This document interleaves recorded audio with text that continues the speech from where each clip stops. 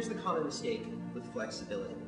People are teaching flexibility as something like bending over and touching your toes.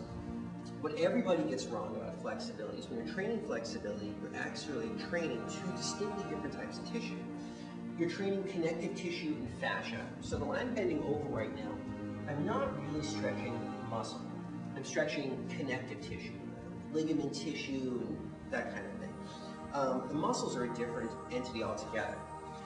To stretch muscle, I have to use the trigger point ball, whole point of contact, and slowly compress it for about 30 seconds, and then release it.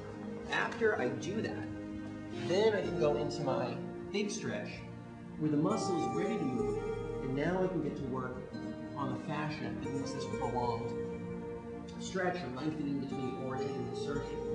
And it's only from repeated sequences of stretching the muscle with the trigger point ball, and then the fascia with the large stretch. And the way that fascial stretching, this connective tissue stretching is done, is you simply go to what I call that sort of sweet pain, that end point where you're not going to budge anymore.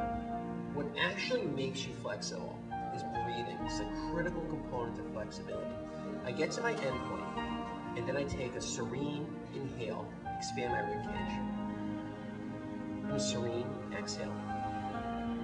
So what's making me flexible is I get to an end point, I take a breath, the expansion of the rib cage takes that end point of the fascia and lengthens it maybe just a millimeter, and then it relaxes afterwards. So even though it looks like I'm not moving, what I'm doing when I'm combining the breathing with the flexibility is giving myself a series of tractions and relaxations with each breath. It's very, very vibrant. Even though it looks like I'm not moving, there's a series of tractions and relaxations. Inhale, traction, exhale,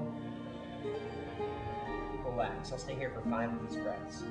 And it's the series of micro-traction followed by micro-compression combined with the deep tissue work that starts to really cultivate flexibility. So flexibility isn't something we're born with. It's something that can truly, truly develop at any age as long as they have the system in place.